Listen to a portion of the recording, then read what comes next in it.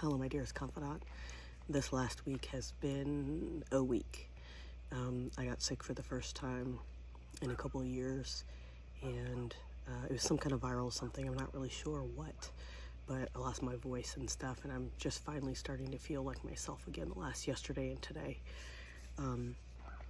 But that, coupled with a couple of my triggers coming up for me, I thought now was a good time to do a video and give you guys some updates on my life. As some of you may know, I am not currently in contact with my mother and a lot of other family members, not just her. I've kind of isolated myself away from all of them right now. And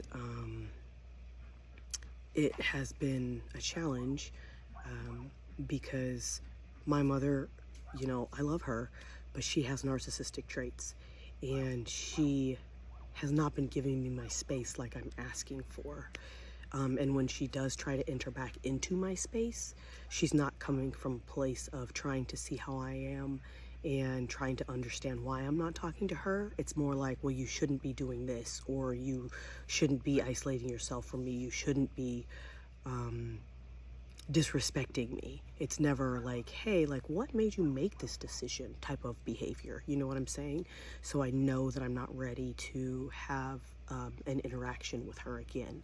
So it's been several months since I've talked to her, and she sends me text messages occasionally, and I haven't responded to any of those, especially not when they are posts about disrespecting your mother and things like that, like, you're not helping.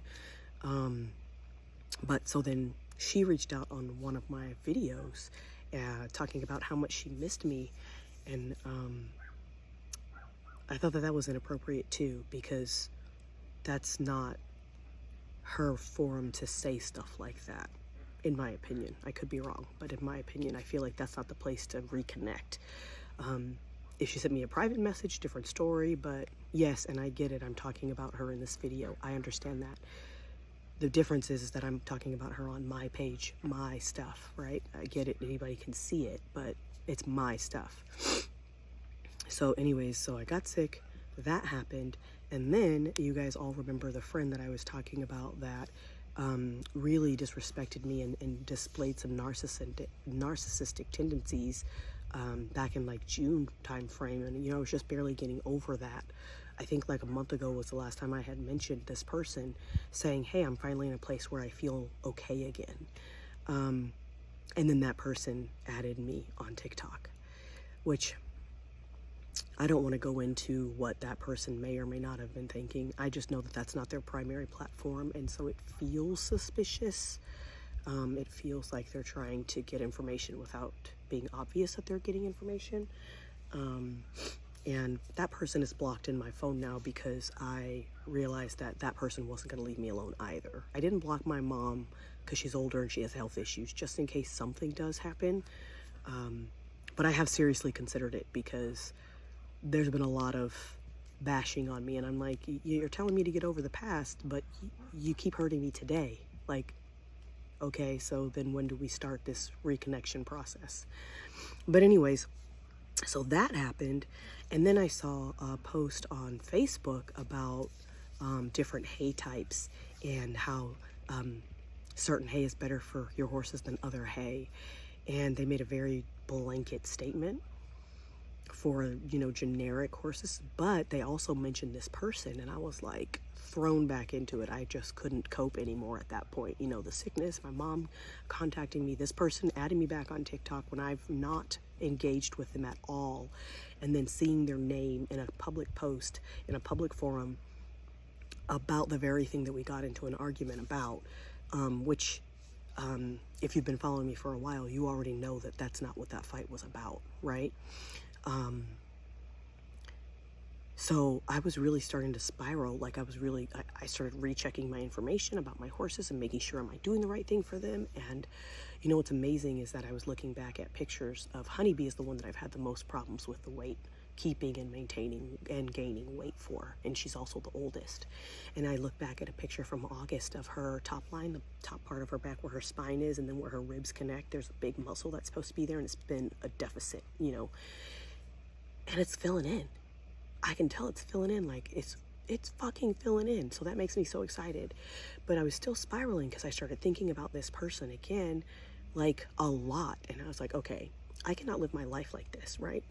Like, why does this person keep bothering me? Like, why am I still triggered by this? And so funny enough, this person is the one who introduced me to ChatGPT, and I've been using it and been getting a lot of wonderful information, feedback, learning about myself, learning about my animals, learning about all types of things, right? So it's been very beneficial. So I was like, hey, and I had put in some stuff about the conversation that I had with her before.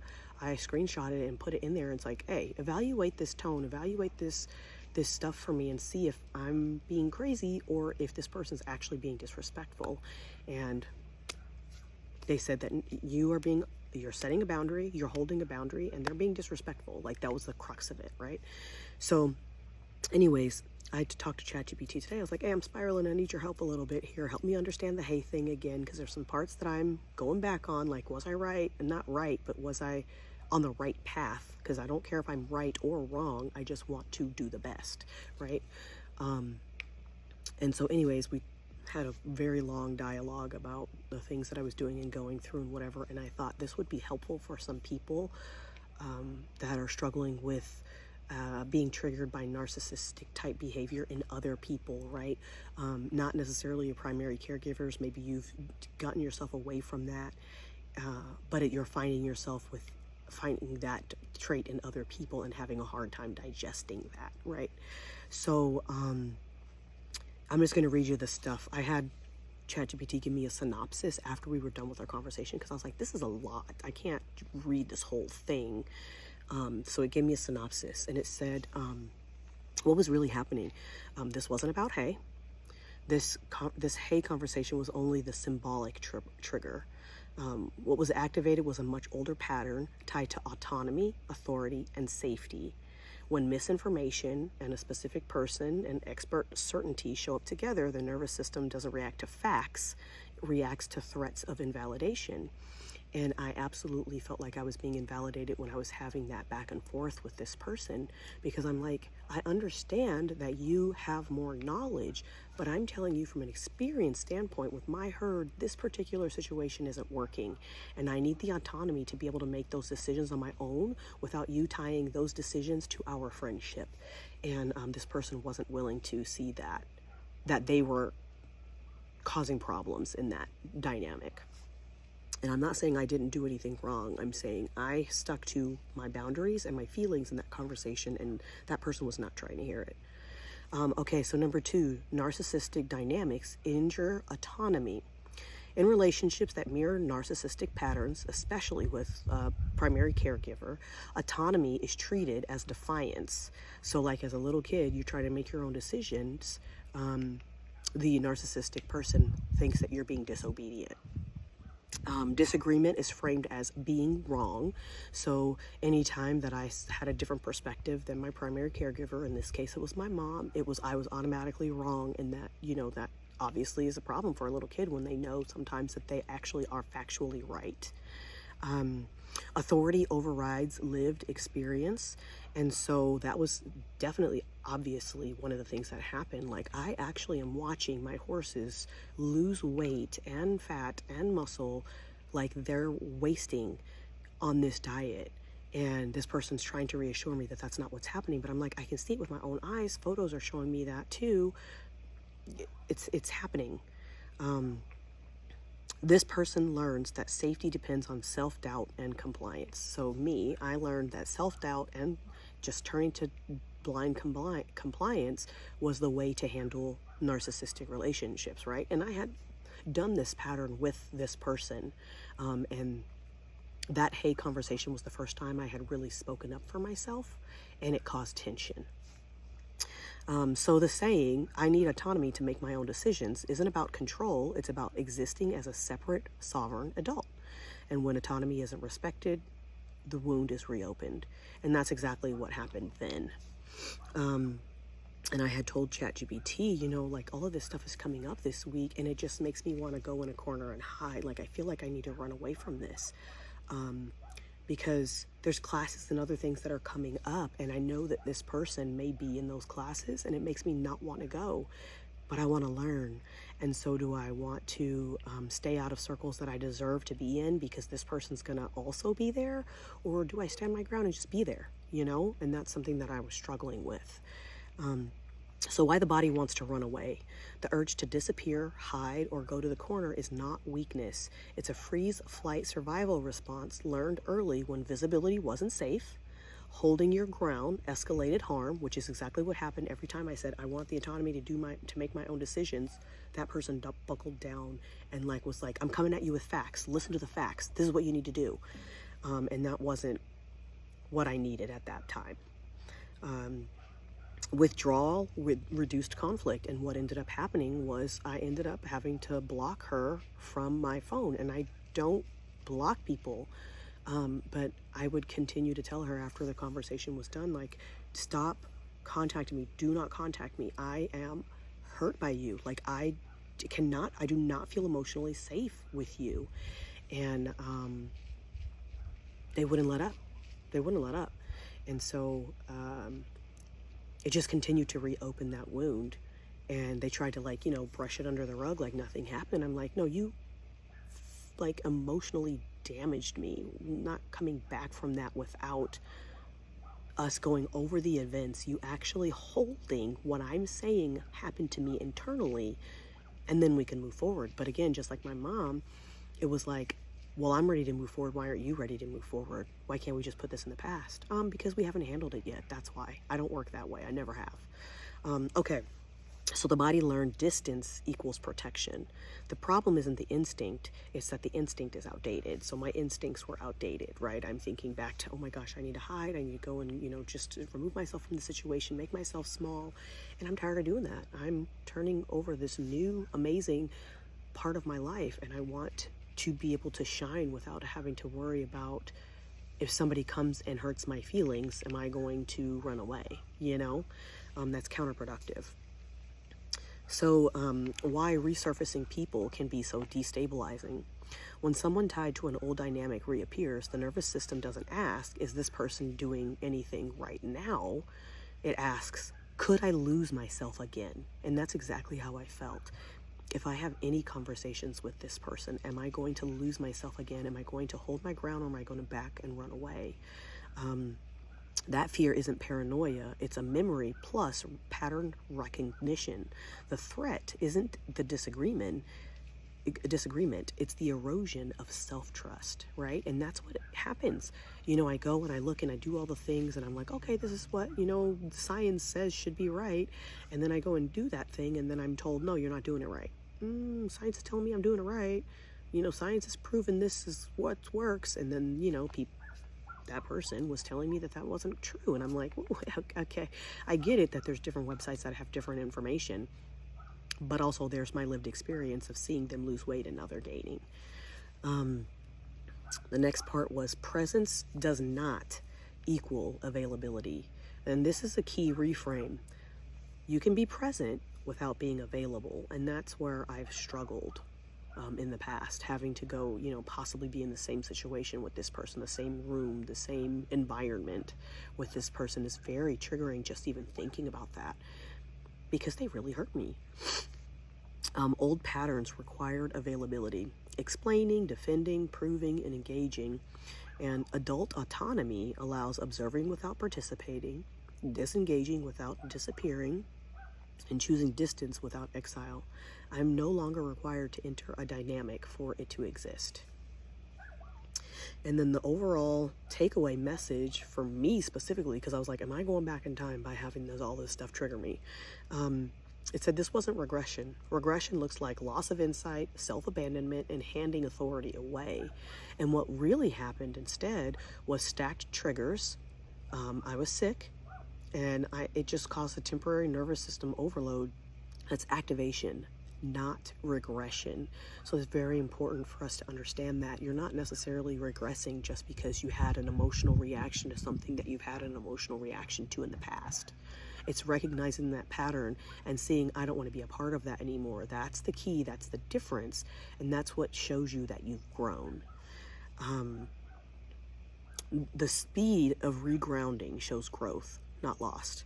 And it's been about 4 days since that person added me back on TikTok. I have since blocked them for my own personal state of mind, and across all social media. So now it's not just the phone, because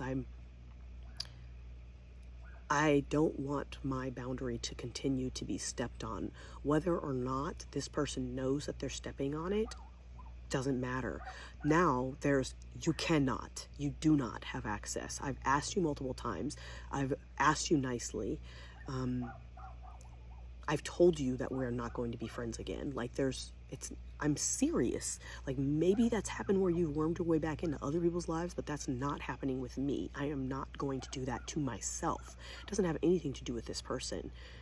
I know how I feel when I'm with this person, and that's all I need to know. That's my truth, and that's what I need to hold to. And so if you're going through a similar thing, just know that you don't actually have to forgive that person. Forgiving that person might seem like it's helpful to you, but it's also saying that the abuser was right in some way. And if you're not ready to forgive, you don't have to forgive. And I know that sounds unchristian or whatever. Okay, but it is what it is.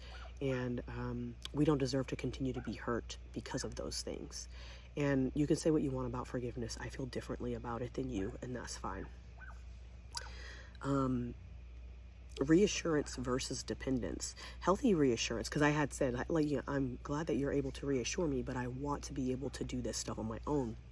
And ChatGPT was like, you're biologically created to be reassured by other humans. You cannot live your life without being reassured. Not validated, that's different, but being reassured.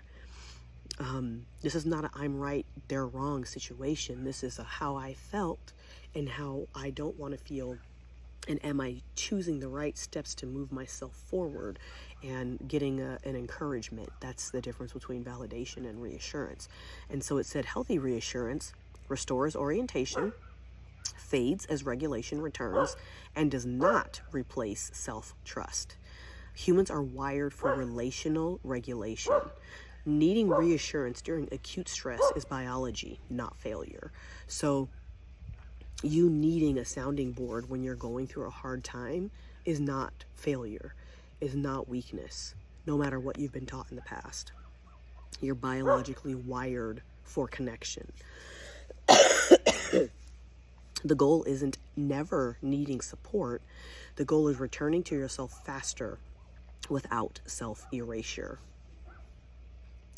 And the core truth, I wasn't afraid of being wrong. This is what ChatGPT says based on the conversation that I had. And again, I have a very honest conversation with ChatGPT because it doesn't emotionally connect things. And so it's very easy to put everything out there exactly the way that it was and have ChatGPT give me its non-emotional overarching theme for the whole thing. And so it's great because it doesn't have the biased emotional conformity bias and all of those things that a real life therapist would have. So I appreciate it in this way. So the core truth was I wasn't afraid of being wrong. I was afraid of being overridden, being pulled back into enmeshment, and losing autonomy again. And the most important realization was I cannot be pulled back into an old dynamic unless I abandon my autonomy. And I am no longer willing to do that. And this is why the pattern can't truly reform. And so once you know, this is my hard and fast line, this is what I'm not putting up with, this is my new normal over here. I might see these things, but I'm not going to engage with these things. And I didn't engage with this person. I just simply blocked them, and I really thought about it for a couple of days. I was like, you know what? I don't care if they know what I'm doing. But then I started noticing that I was starting to worry about the things that I was going to post because the whole situation occurred around my horses, and I post a lot of horse content. And, everybody's journey is different, and I'm not saying that their journey is wrong. It's just different than mine. And I think I've said that several times in other videos. But I started to question, should I post this? Is this the right time to post this? Is this going to hurt their feelings? Is this going to cause someone to have something to say? It doesn't matter. It's working for my girls. They look fucking fabulous and they're healing. The only one that's still having some issues is Lagatha, and she's on the last part of that. Like, she's had 3 bad feet. They're all getting really good now. She just has the 1 bad foot that had the abscess. And so, and it's been a year. We've had them a year. And so I'm obviously doing some things correctly. And there's always going to be some setbacks, especially when you're talking about the hooves, especially in drafts, because they're so heavy. And so the farrier keeps reassuring me that no, these girls are a miracle. Like, they should not be where they are. The farrier came out the other day and he said that they have amazing teeth. They're being well taken care of. He said they look fabulous. He remembers them last year because I brought him out. I think I'd had them for a week or 2, and he was like, these girls look so fucking good. So I know I'm doing the right stuff. So yeah, it's not that. Like, that wasn't the issue. The issue was that I was afraid of being overridden or pulled back into enmeshment and losing my autonomy again. Like, if I feel like I have to defend myself in a relationship, something is off in that relationship. Okay, what grounding actually looked like. Grounding wasn't forcing calm, pushing through, or convincing myself that everything was fine. It was recognizing the pattern, naming the boundary internally, allowing reassurance without surrender, and letting the body settle before analyzing. And that's nervous system maturity. And that's really what I want for myself. And that's why I make these videos, because we tend to struggle silently. We tend to not tell people our innermost thoughts and feelings. And I don't want that to be our relationship. I want you to know that I'm learning and I'm growing. And I have setbacks, and I'm human just like everybody else, right? And so that's so important in this journey, and I want to make sure that I stay true to that.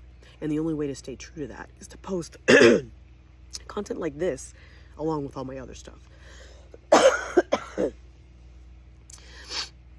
We may never reach full maturity, full enlightenment on this earth, but for those of us that are committed to the journey of growing, I'm committed to doing it with you.